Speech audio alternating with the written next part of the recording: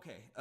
Let me go back here. So what we're gonna do is we're gonna look at the opening days of creation in Genesis, the first and second day, and show how the precepts within Genesis, the opening pages here, the opening days of creation, first and second day of creation, are used to manipulate our reality.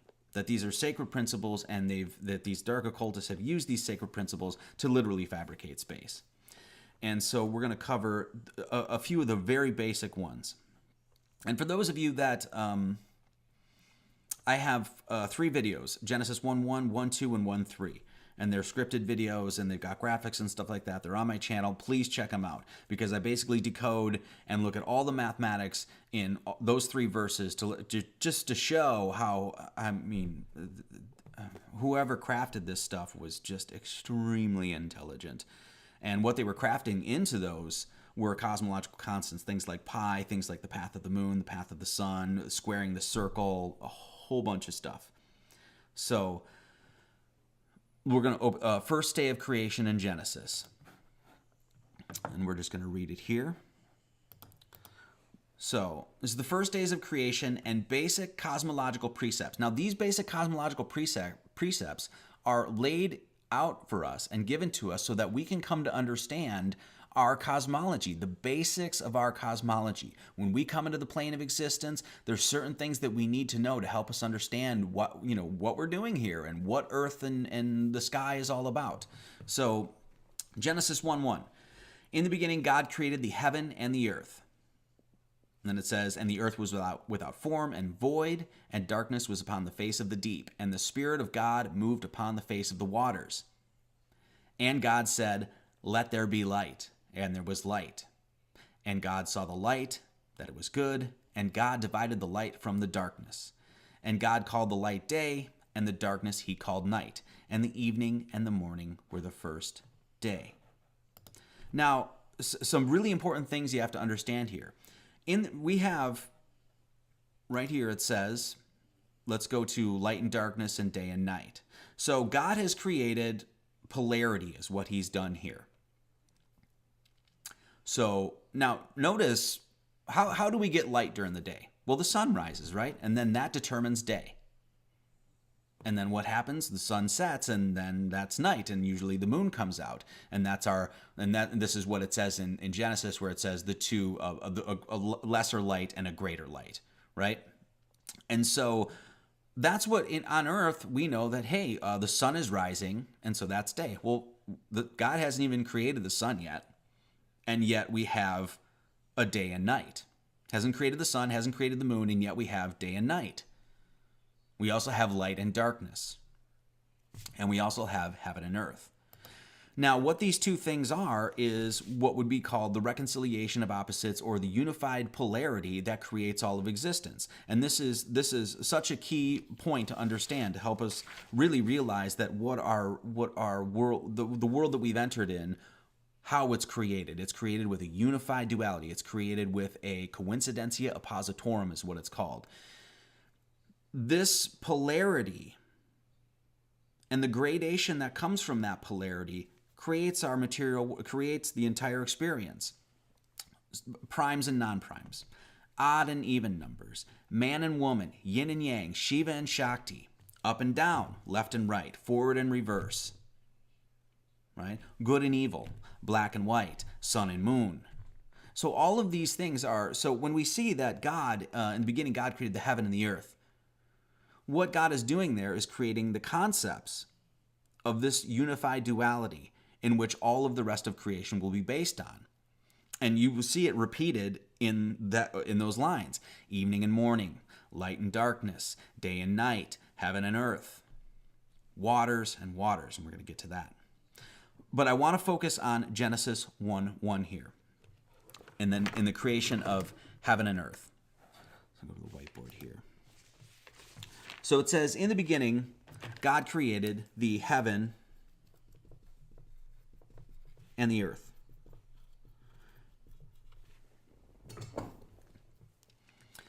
So what God has done is manifest in his mind, has imagined, if you will, the creation of this polarity. And so we have heaven. And what is heaven? Heaven is what's up there, right? Heaven is the thing that is above us. What is earth? It's the thing that's below. So we have the concepts of as above and so below. But and this actually, we can actually look at this in gender as well, or like a sexual union, because that's essentially what the universe is. It's a cosmic sexual union that's happening all the time. And that cosmic sexual union is Father Sky, and this is why we have Father as in God, God the Father, and then Mother. And this is why we call her Mother Earth. Now, and this is our polarity. So Father this would be the spiritual, well, actually we'll say Father, let me say this. Father comes from the word pater. And pater is where we get the word patterns. And so we have the patterns, the cycles and the patterns of the heavenly objects above, the sun, the moon, the planets, and of course the stars. And those all follow distinct patterns. And so we say, we look up at the sky and the heavens, and we say, "Oh, Father Sky," that reveals the patterns above. So this is where Father comes from. So when, I've heard people say that one argument is like, oh, people that believe in God, they see patterns. You see a pattern and then say, oh, well, that means there's God. Well, according to the language, yeah. Because literally pattern comes from the word Father, which means God. Heaven is the immaterial realm. And earth is the material realm. And this is where we get the word mater, which means mother. And so that is the material realm. Immaterial, material. We could say this is incorporeal. Corporeal meaning of the body, and then corporeal.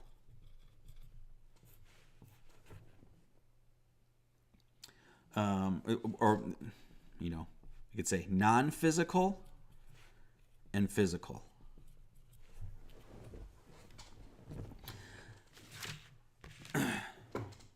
This is exactly what the Freemasonic Square and Compasses is referring to. That right there is actually telling you about the fundamental principles to help you understand where you are. There's a material realm, there's a spiritual realm. The compass points up, points to the heavens above. The square points down to earth. These, as we've covered, and we're going to cover this again and again through these lectures, we've covered that heaven is known in sacred geometry as a circle. And earth is known as a square. Now, this is what's so important, especially when it comes to the flat earth question. And we're going to get into this. Heaven is a circle, earth is a square. Now, why? We've covered this before, but four corners, this is northeast, west, and south, the four seasons, etc., etc. The square is very measurable.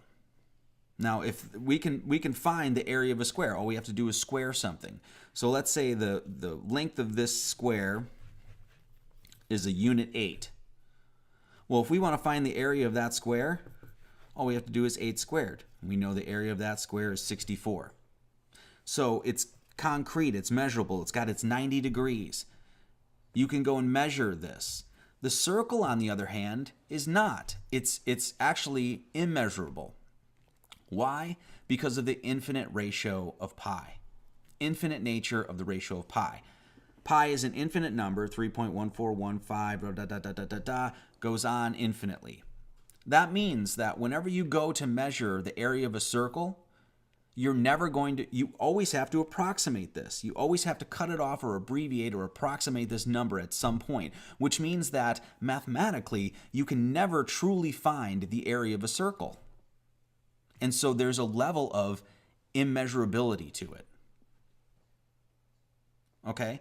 So now, The square, 4 sides, can find its area, 90 degrees. It's rational. I mean, this is, we could say this. Rational, irrational. And irrational just means that you cannot find a ratio to find the ratio of pi. There's no 2 numbers that you can divide to find the ratio of pi.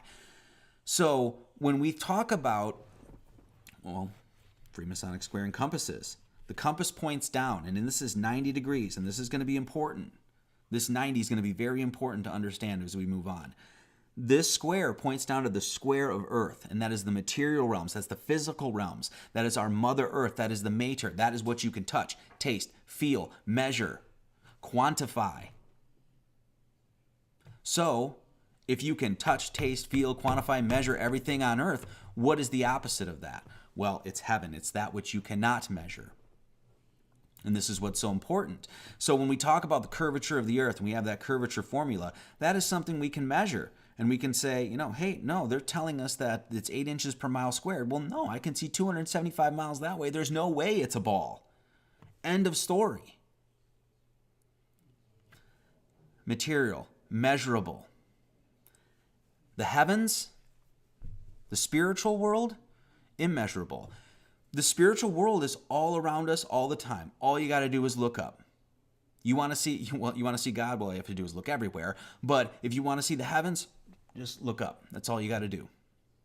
So, in this, and this is what's so important, because so many people that enter into the flat Earth discussion forget about this fundamental, these fundamental precepts, these fundamental principles that help us understand creation.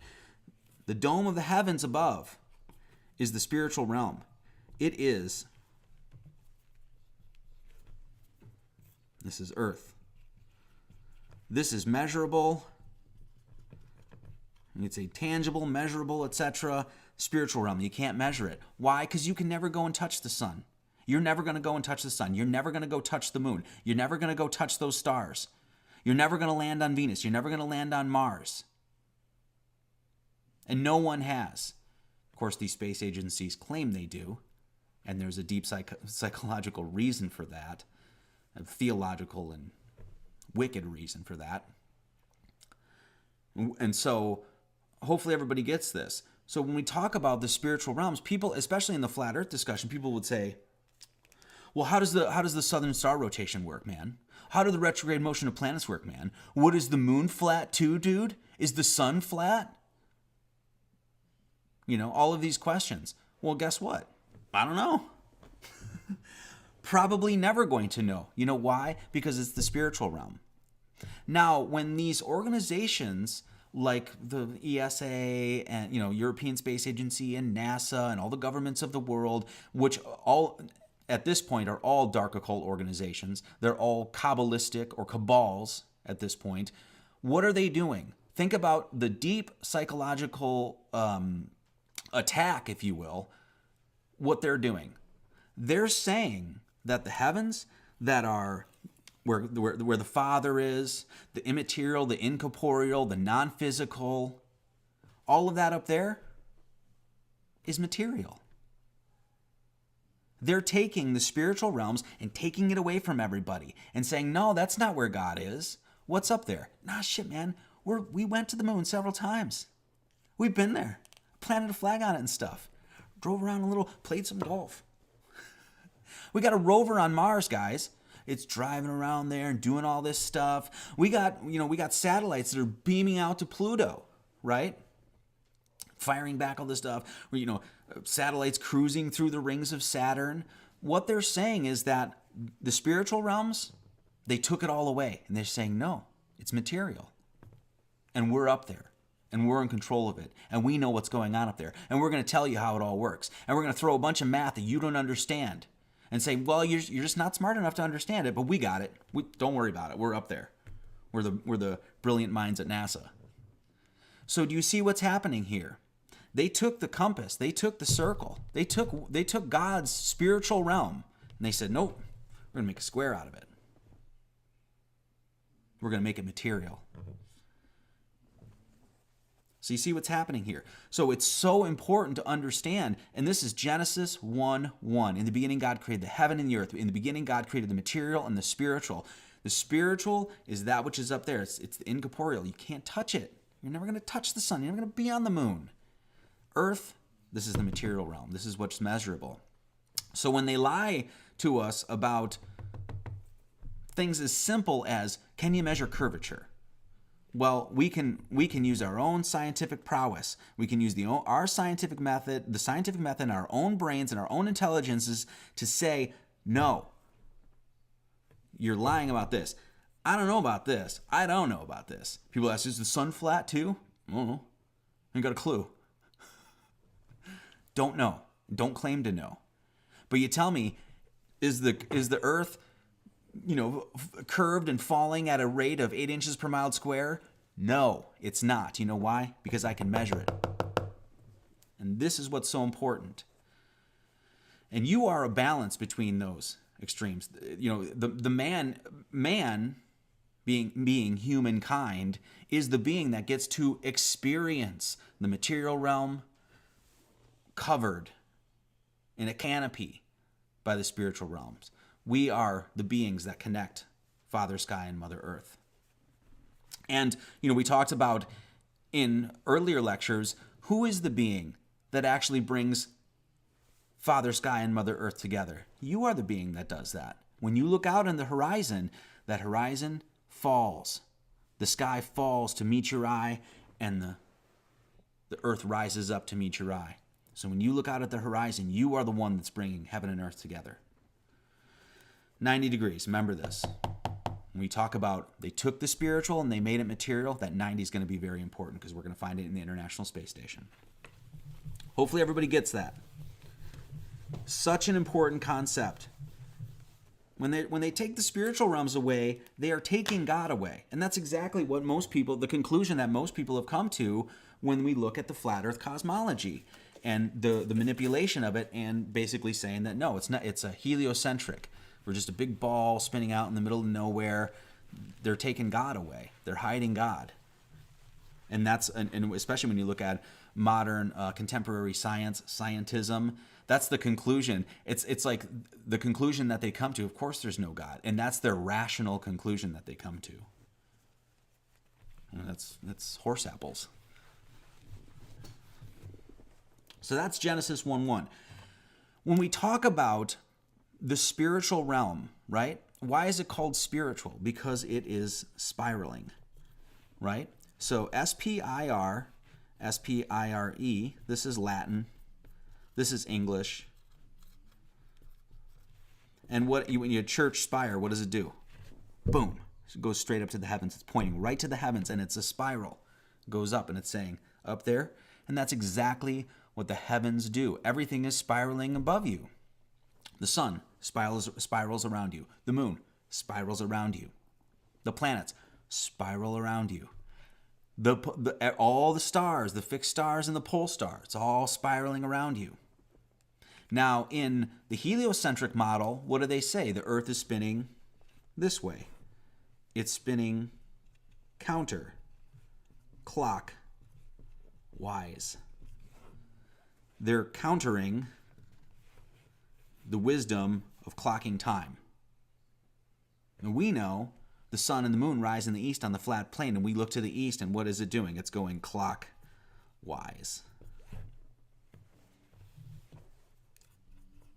Clockwise.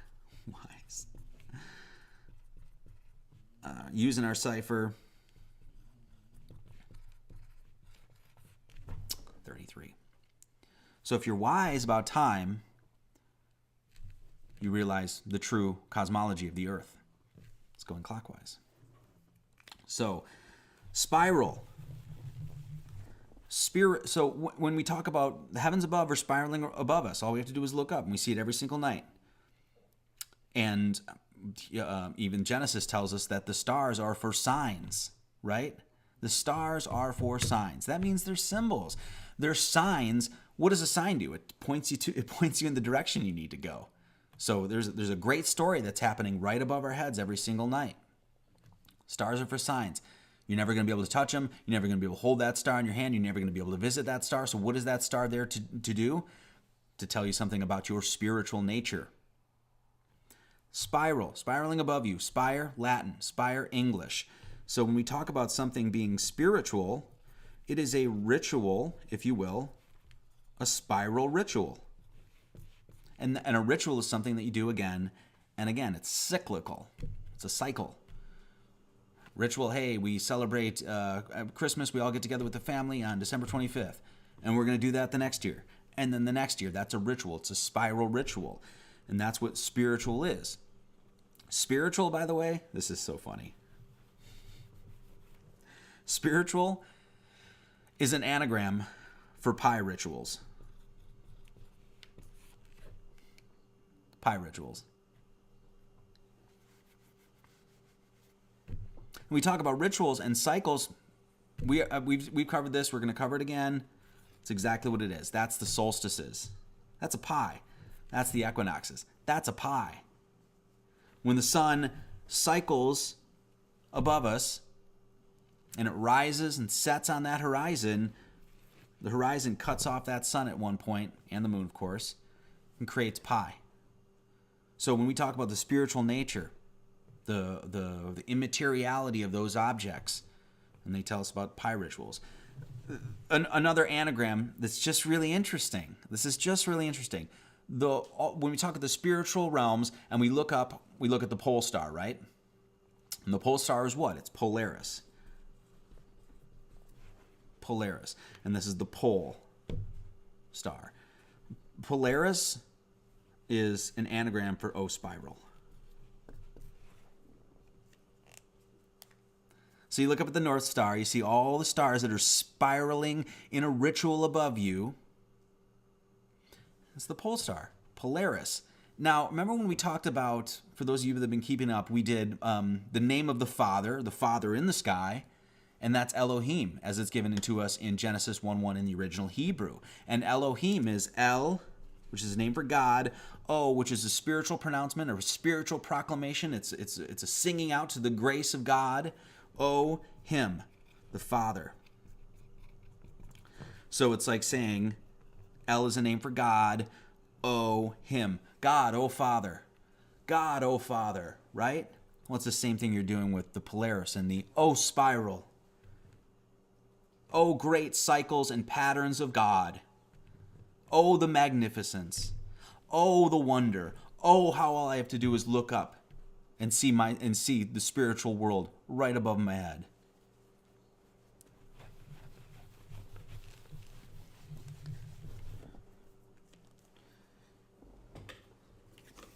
So everybody get that? Okay. It's really important because Genesis 1:1 right there is covered. There's so much in there. And please go watch the Genesis 1:1 video. The 5 platonic solids, pi, just the squaring the circle, just tons and tons of stuff in that.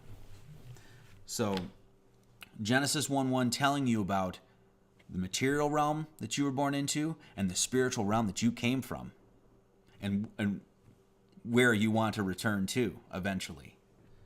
So, okay. Got that. So, let's go to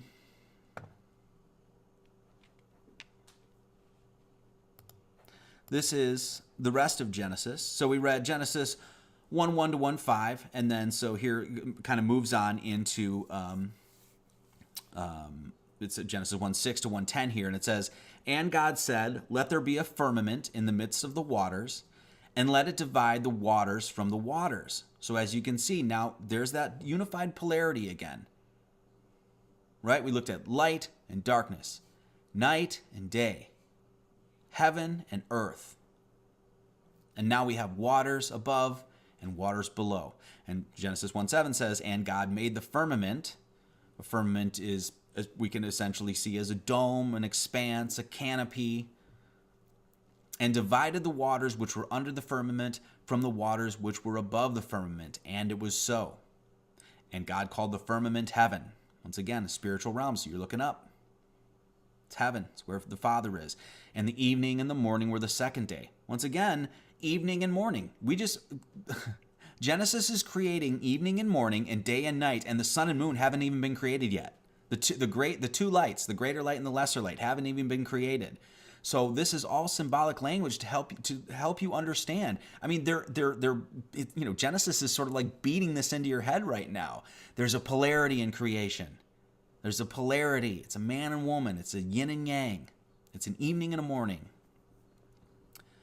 And God said, let the waters under the heaven be gathered together unto one place, and let the dry land appear. And it was so. And this is the final creation of, not the final creation, but this is now the material realm is not just a concept in the mind of God. Now it has been brought into manifestation. It is brought into materiality. And God called the dry land earth. And the gathering together of the waters called he seas, and God saw that it was good. So, we have waters down here and waters up there. Now, why waters? Why is water being used as the medium for up there and down here? Well, all life, I mean, I don't want to say all life, but a majority of life on Earth, we could say, in a general sense, is created in water. That even you, right? When you spend 9 months in your mother's womb, there's an amniotic fluid in there. So you're just basically floating around. You're like, you're all warm and you're getting fed and you're just kind of sitting around there and you're in water. And then what happens? When you're brought into the material realm, the water breaks and it's called breaking the waters. And then you're born onto earth. And so you say, when you look at it symbolically, you see that it's like, okay, why is water being used? Because it's the medium which life is created. So life is created up there and life is created down here. Look at the polarity once again. If mortality is here, if you know, the one thing you know, well, two things you know, you're going to die and you have to pay taxes, I think as Benjamin Franklin said. But the one thing you know down here is that you are mortal. You're mortal. You're going to die. Up there, if you're mortal here, what's the opposite? Immortality. And that's honestly, when you look at the quest of enlightenment, that whole sort of movement of the great work, that sort of thing, it's the Philosopher's Stone. It's to be immortal, to be one with God again. Mortality here, immortality up there. So, okay. Oh yes. Okay. So now this is the okay. Let me go back here. So let me just read this. And God made the firmament and divided the waters which were under the firmament from the waters which were above the firmament, and it was so. Dividing the waters from the waters. Right. What happens? Two things I want to cover here. What happens when you look into water? It's a reflection, right? Your left ear becomes your right ear becomes your left ear, your left eye becomes your right eye becomes your left eye. You look into waters and you see a reflection, a mirror, right? So let me go to the whiteboard here. So if we got water down here and we got water up here and we got the Spirit of God moving between those waters. Remember, the Spirit of God moved above the waters and then light came forth, which was the emanation of God. The eminence of God is being ejected out, right? Ultimately to create all of creation. You got waters up here, and you got waters down here. Well, if God's looking into waters here, right? He's going to see there, and it's going to reflect down, and it's going to reflect up, and it's going to reflect down, and you're going to have a constant reflection. Back and forth, back and forth, back and forth, back and forth. The heavens reflect the earth reflects the heavens. Heaven and earth were created at the exact same time in the mind of God. God created two things, and he created those two things at once. God created the heaven and the earth. God created the spirit and the matter at once. And what are they? They're reflections of one another. And that's what's being symbolized here with the waters above and the waters below. You look into the water, you see a reflection. That means if water's looking into water, water's reflecting water. The heavens and the earth are reflections of one another.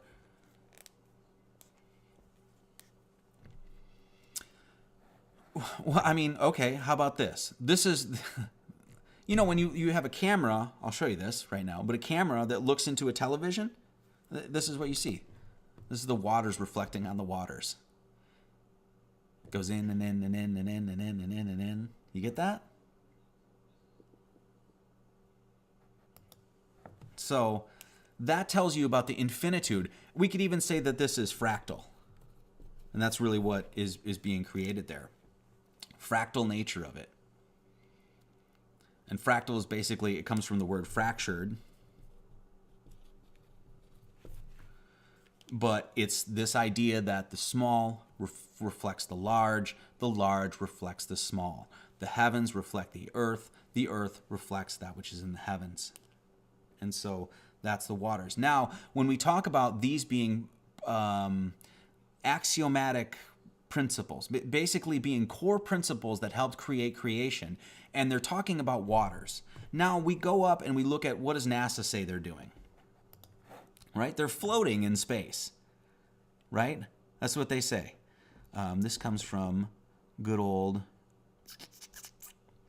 actually, let me show this. The word astronaut, N-A-U-T, comes from the word nautical. Nautical pertains to ships or sailors, seafaring, naval. It's a vessel, it's a ship, it's waters. And so an astro is a star, you know, ocean traveler. So even the name astronaut is telling you that they're using these these core principles within Genesis, sacred principles, to manipulate space, to create space. And they're floating around in space, right? They're drifting in space. And there's been tons of people, of course, tons of, I should say, civilizations, cultures across the world that have talked about waters above, waters below, a general idea that there's a firmament, waters above, waters below, primeval ocean that the earth, you know, was rose up out of. There's waters above the firmament. You know, there's just tons of these.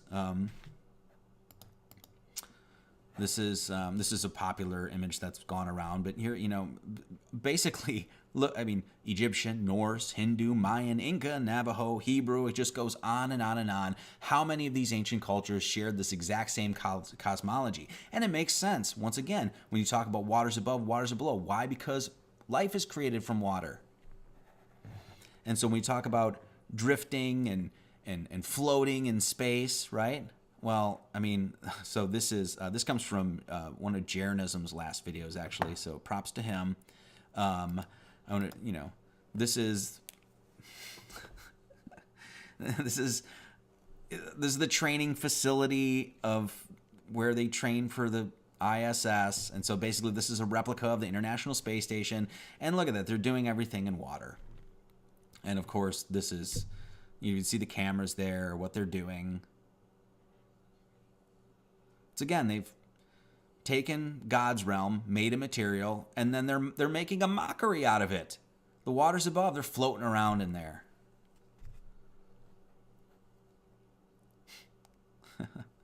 Yeah, he just points out the cameras that they're being used there.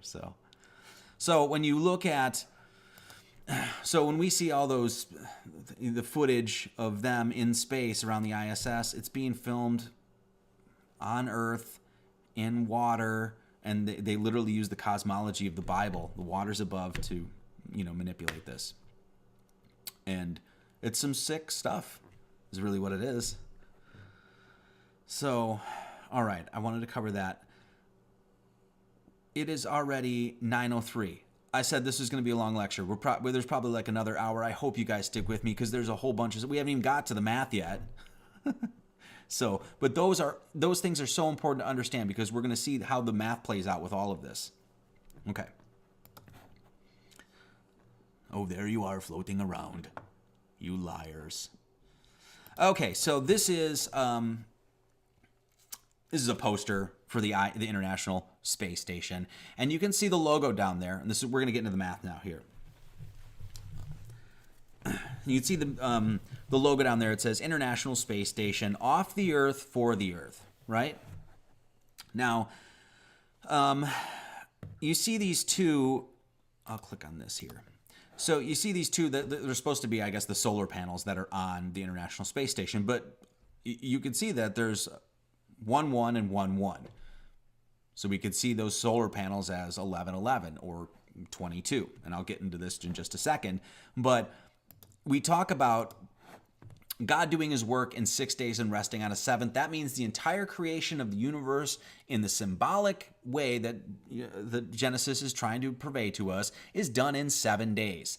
And 7 using the English cipher, the septenary cipher, the sevenfold cipher. The word 7 encodes 22, and 22 divided by 7 is 3.142. And we're right back to the spiritual, the Pi rituals. So 22. An extremely important esoteric number, 22 letters of the Hebrew alphabet, 22 letters of the Phoenician alphabet, 22 cards of the Tarot deck. We go on and on and on about the number 22. And really what 22 is just 1111. So when we look at, so here's this logo, once again, the International Space Station, off the Earth, for the Earth. And we're going to see, there it is again. And interestingly enough, if you look at this, we can look at this as 1111, right? And it says off the Earth, for the Earth. Well, that's 11 letters for off the Earth and 11 letters for the Earth. Does everybody see that? A lot of 11s going on here. In other words, off the Earth, for the Earth is 22 letters, 1111. And if we look at those solar panels as 1111, that equals 22 as well. And we found the number 22 in pi, or excuse me, in the word 7, which encodes pi. So does everybody see that? Off the Earth, for the Earth. Now they're supposedly off the Earth, but really they're just in a pool in probably Arizona or some shit somewhere. So they're supposedly off the Earth, but I guess my question is, they're for the Earth. What are they for the Earth? Can anybody name anything that the International Space Station has given to humanity that has helped us in any sort of way? I personally can't. It hasn't helped my life at all. So now, okay, everybody see that? 11 letters, 11 letters, 1111. Now let's do the English gematria value for off the Earth, for the Earth. We punch that into the calculator. Off the Earth, for the Earth equals 111. So 1111, 11 letters in off the Earth, 11 letters in for the Earth, a lot of 11s, and then of course we go off the Earth, for the Earth using the septenary cipher, and it equals 111. Now, when I say that they're playing God, that they've taken the spiritual realms, they've made a material, and basically what they're saying is they're hijacking the heavens. We own the heavens now. We're up there. We got satellites up there. We're on the moon. We're going to Mars, blah, blah, blah, blah, right? Well, the mathematics follows this. So we had in the beginning, God created the heaven and the earth, and the earth was without form and void, and darkness was upon the face of the deep, and the Spirit of God moved upon the face of the waters. Genesis 1:1, Genesis 1:2, and then what does Genesis 1:3 say? And God said, let there be light. That is the moment that God emanated out and created all of creation. Before it was just conceptualized. It was just in the mind of God. God was just thinking about, okay, how do I create all of creation? Or say, we got heaven, we got earth, we got the Spirit of God, we got some water. And all of a sudden, boom! God ejected himself out, created that beam of light that created all of creation, right? So that is the moment of creation in Genesis. Well, we see off the earth, for the earth. And here is, and God said, let there be light. So, and God said, let there be light using the septenary cipher equals 111. Off the earth, for the earth equals 111. And God said, let there be light equals 111. Now, when we talk about them, taking control of the heavens, not really, of course, they're just lying to us and deceiving us and using this mass psychology, this wizardry, if you will, to manipulate people, manipulate the cosmology and get people to believe that they're up there, right? Well, and that they're playing God. They're control of the spiritual realms. Well, so, and God said, let there be light. That's God emanating himself out. Well, the next, the three attributes, you could say, that are given to God are omnipotent, omniscient, and omnipresent. And that is the threefold becoming one. Omnipotent, omniscient, and omnipresent. Omnipotent, everywhere at once, all-knowing, all-powerful. That's what omnipotent, omniscient, omnipresent means. 111. So let's just go over this once again. 1111, 11 letters, 11 letters. Off the earth, for the earth is 111. Omnipotent, omniscient, and omnipresent is 111. And God said, let there be light equals 111. So, I think NASA has a God complex. They're trying to take God away. So don't let them. So, everybody get that? I just wanted to cover that. So that's all in just this logo here. That's all in just this. So now we're going to take a look at International Space Station. Okay? Now, remember when I said, let me go to the whiteboard once again here. Now, remember when I said the Freemasonic square and compasses, which, by the way, I don't want to get off track here. The Freemasonic square and compasses is not Mason. It's not Masonic.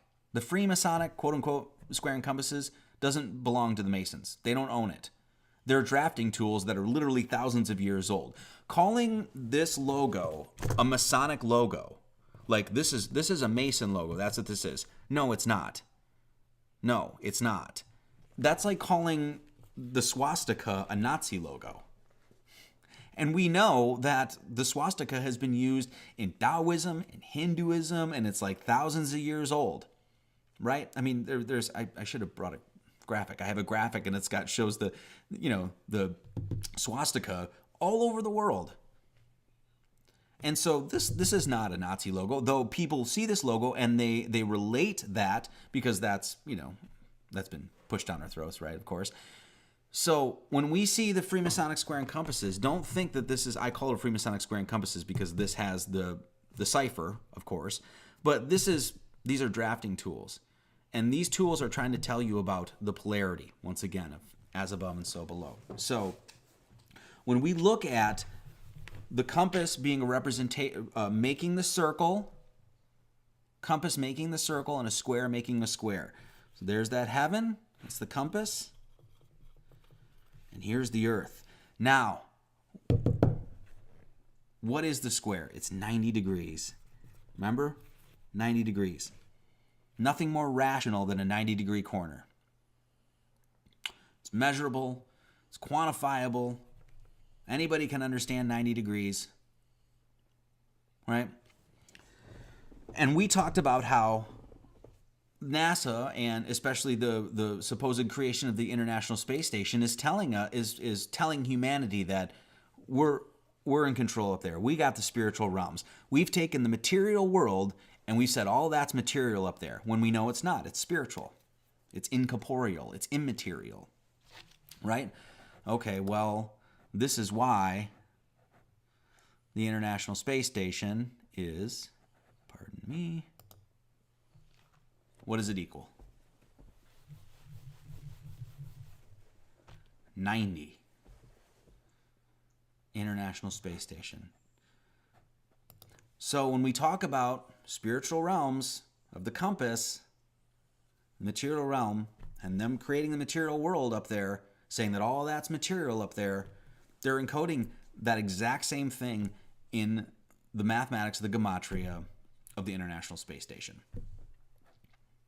So that square that points down to Earth and says that this is Earth, they said, no, we're going to flip it up. And everything up there is material too, and we own it. You're never going to go there. Maybe Tom DeLonge is going to go there. But no one can ever go there. But we've manipulated your consciousness to believe that they are up there, and that is material. So it follows right in line with these fundamental dictums that are found within the opening. I mean, this is Genesis. This is the first 2 days of creation that they are manipulating, that they're making a mockery of. Okay. So International Space Station equals 90. When we remove the vowels, it equals 57. Okay, so all we did is ignore vowels there. We're removing the vowels. Equals 57. International Space Station equals 90. Remove the vowels equals 57. Now, for those that are asking why you're removing the vowels, people have asked this before. Well, I covered consonants and vowels in the 42 generations of Jesus Christ. An important thing to note is that the original Hebrew Bible, which of course we're basing a lot of this stuff on the English translation of it, the original Hebrew Bible didn't have vowels. And this is, the vowel and consonant is yet, again, one of those dualities, those polarities, the unified duality that creates all of creation. Vowel, consonant, evening, morning, night, day, light, darkness, heaven, earth, waters and waters, as above and so below, man and woman, Shiva and Shakti, etc., etc., right? And so all we're doing is removing the vowels here. So International Space Station equals 90, the square, we remove the vowels, it equals 57. You tell me, what is the difference between 90 and 57? In other words, what do the vowels equal? What's 90 minus 57? You guys tell me. It's good old 33. How many years did Jesus Christ live? 33. Now, we talked about how this symbol here, International Space Station equals 90. Remove the vowels, it equals 57. The vowels equal 33 then. We talked about how this, go to the whiteboard here, how this here is talking about spirit up in the heavens and matter down here. The material realm, that which you can measure, touch, taste, feel, smell, quantify, and that which you can't.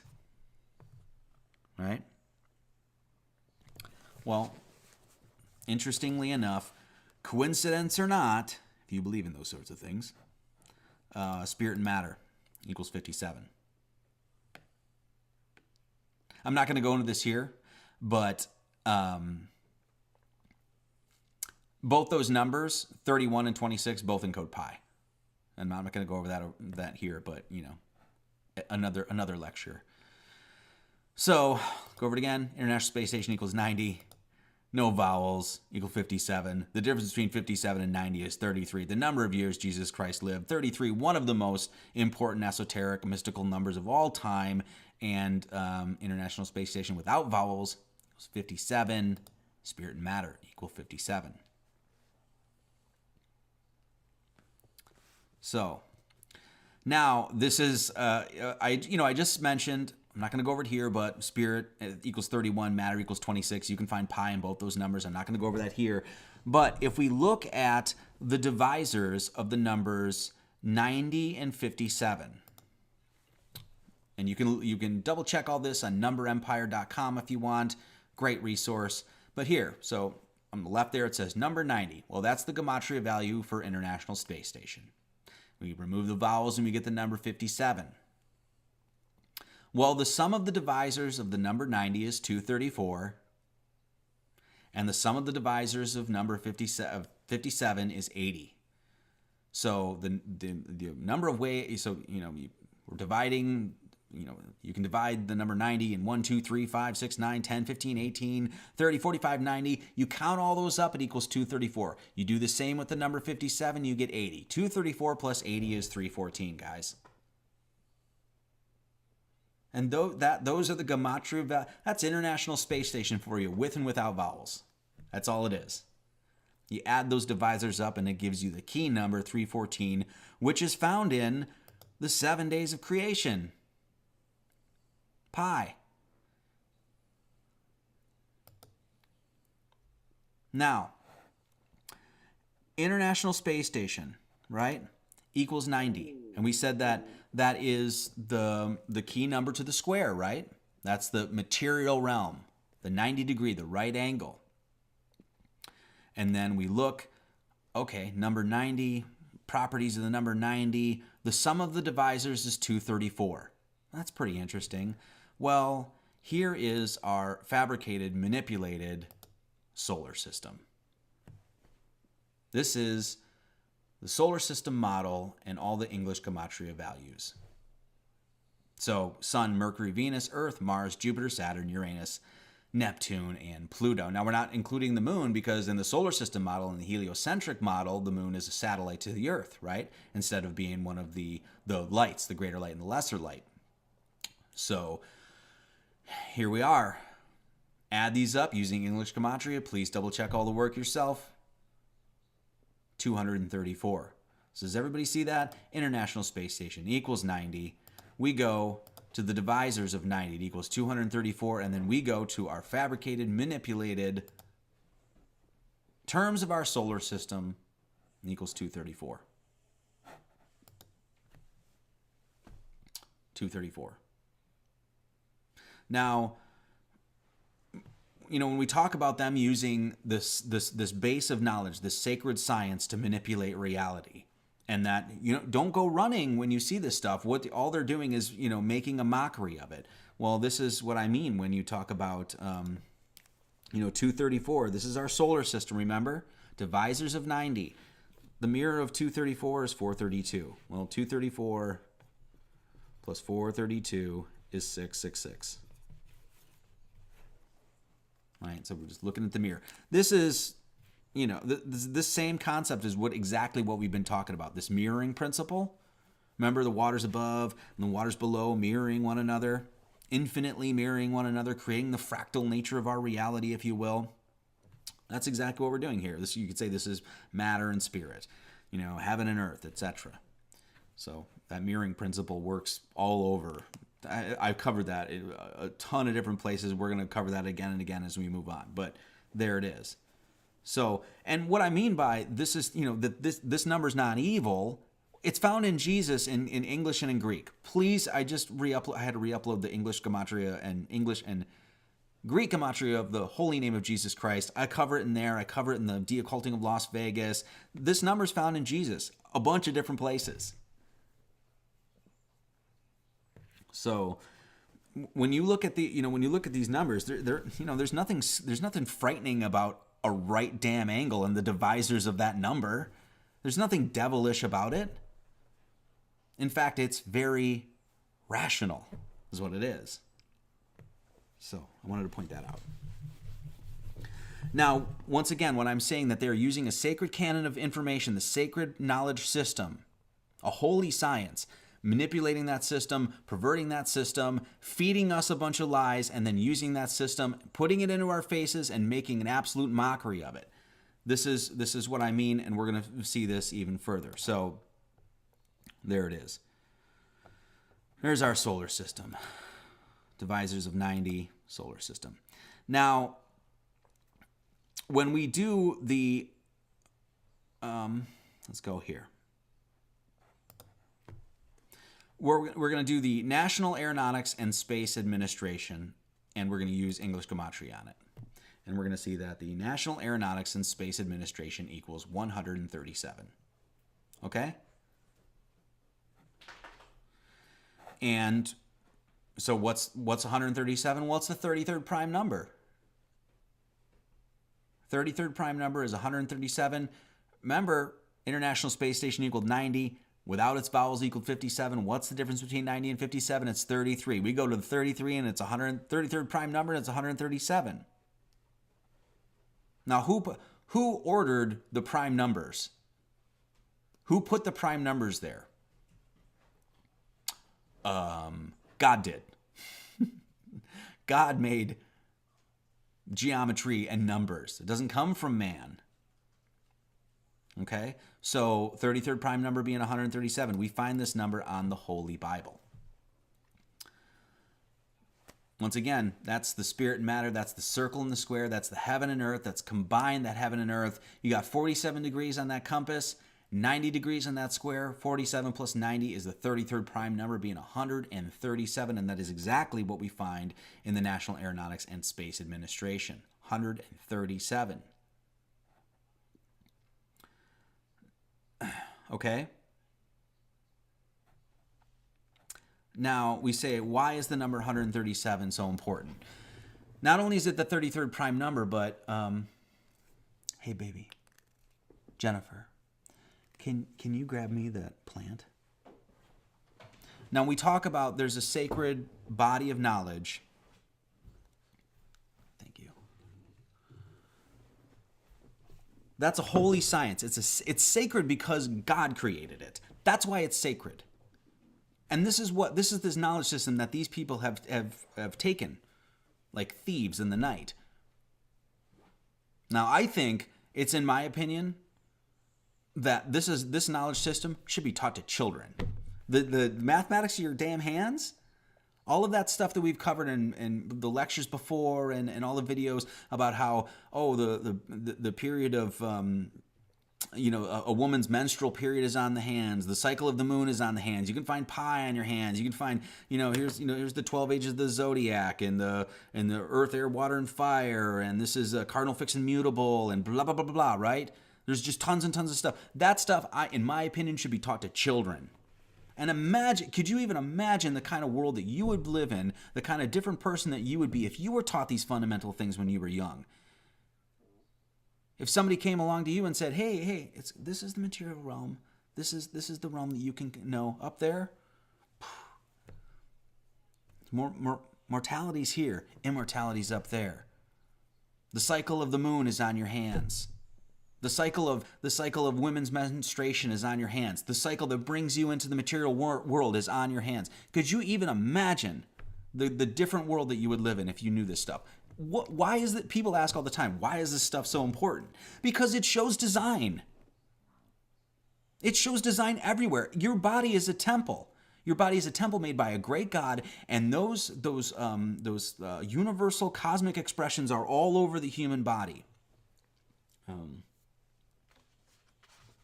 John Anthony West, great quote, talking about what the human body really is.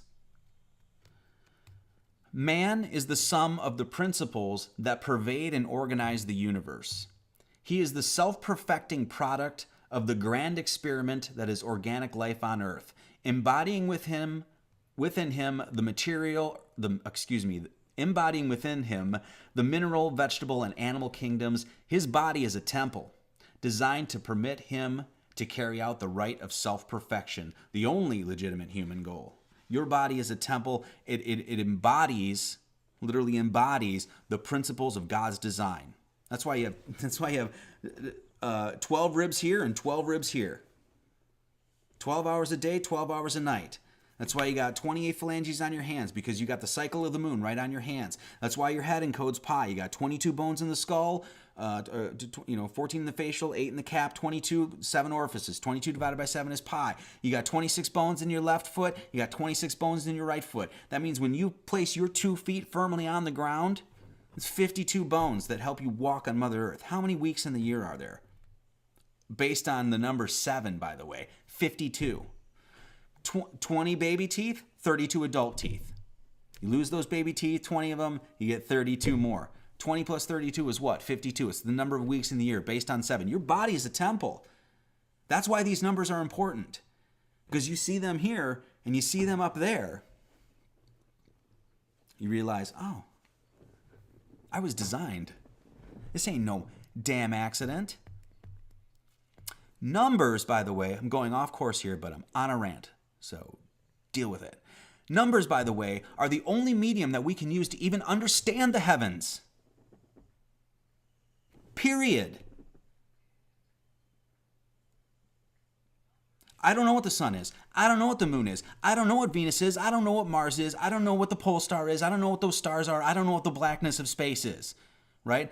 Don't know. But you know what I can do? I can follow the patterns of the Father, and I can count them. So I don't know how big the sun is. I don't know how far away it is. I don't know how big the moon is. I don't know how far away it is. I think it's ridiculous that they tell you that the moon is 240,000 miles away, and yet you can see distinct topography and geography on the moon. How good do you think your eyes are, by the way? How do you understand those cycles? Math, numbers, you count them. You count how many days in the solar year? 365, right?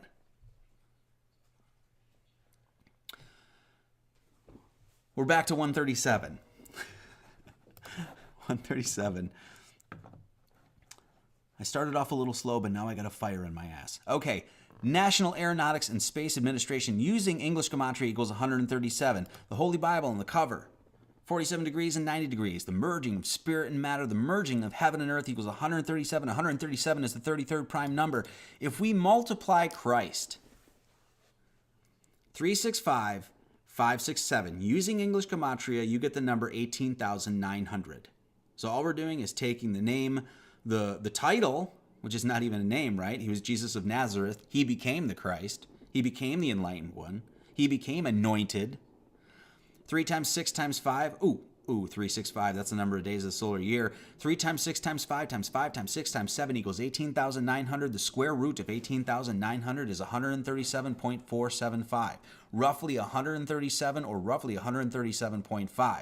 Now, we talk about sacred science, knowledge system that was put here by what? God. God put it here for man to understand the design, for man to understand his nature, for understand what he's doing here.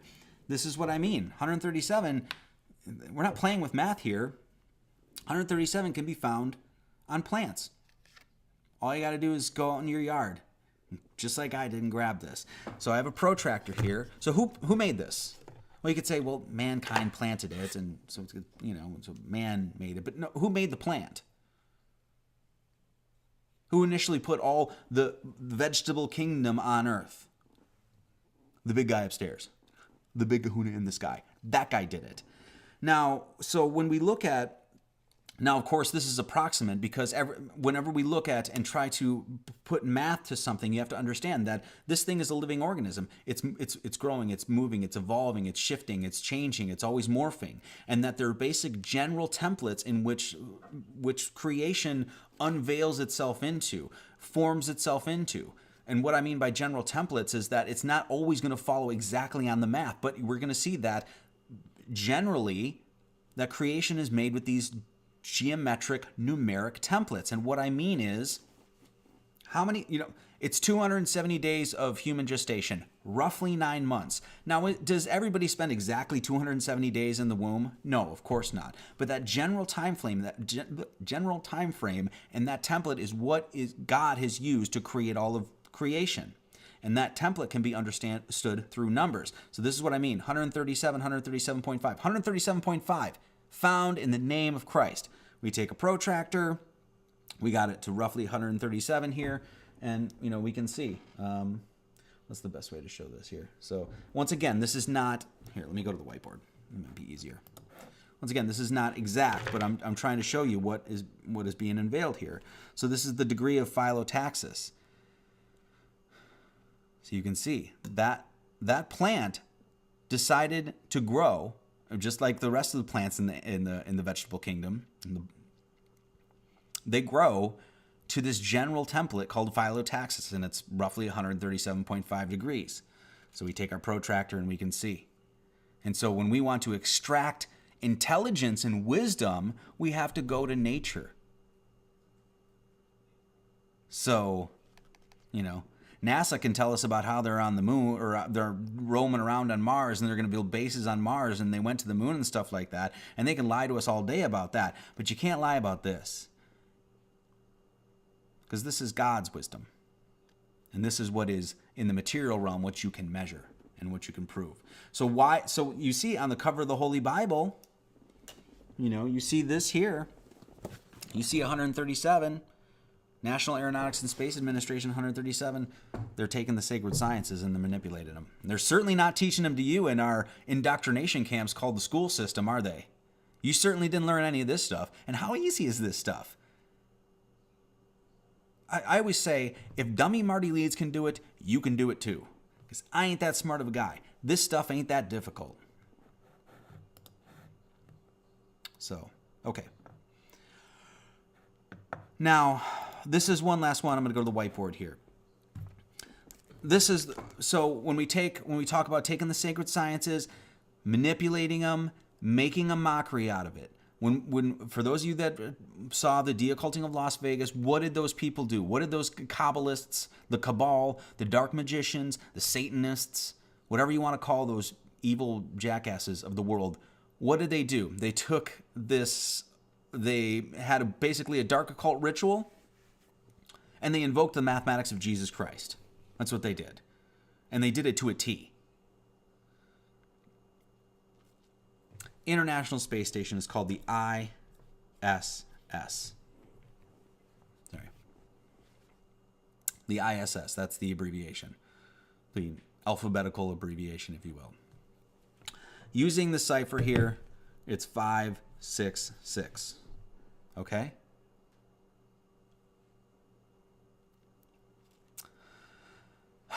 So,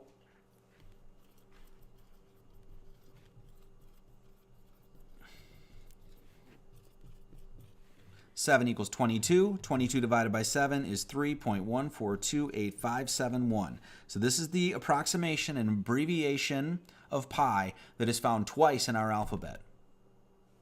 G and T, the sevens. So this is the abbreviation of pi, approximation of pi.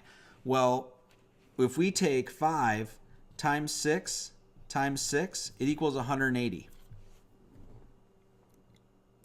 Okay? ISS, International Space Station, multiplying through, we're getting 180. The actual International Space Station, let's write it out.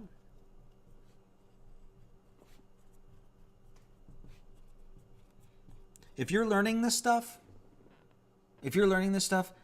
get so good so you don't even need this thing anymore. That you can just look at this and just go, oh, I can just do this. Get so good that you don't even have to think about it, right?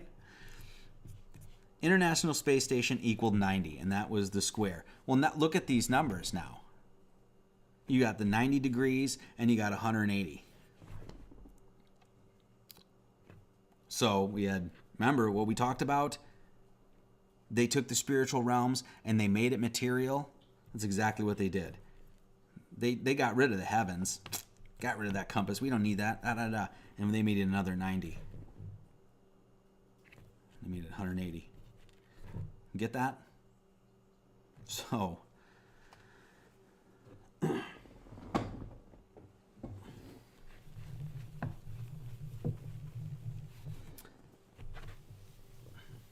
this abbreviation of pi, 3.1428571, is what's encoded in our alphabet twice.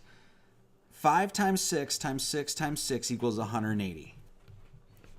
Well, 5 times 6 times 6 times pi equals 566.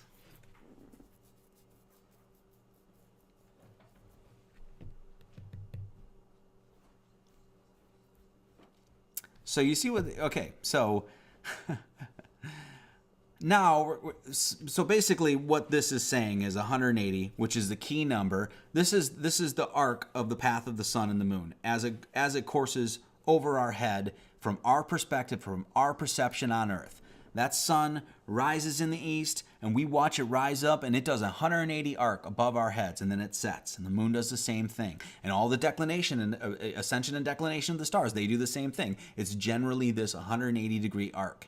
We take 180 times pi, and we get 566, and 566, 5 times 6 times 6 times pi equals 566. Okay? Now,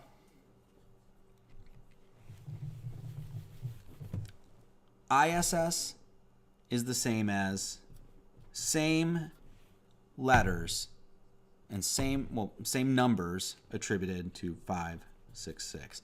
What is IHS? I'm sure most people know this. You should.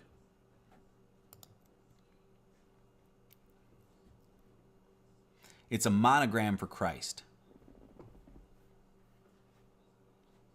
So monogram is mono meaning one, gram meaning, it comes from the word grammar, of course, but it means message or letters, of course. So a monogram, and there's a bunch of different monograms, but one of the main ones is IHS, and I've got a bunch of examples here. And you can see, just go online. You can find tons of these all over. IHS, IHS, IHS. It's all referencing Jesus Christ, Jesus on the cross. So we got, of course, this is the emblem of the Pope Francis here, and he's got IHS right there, right?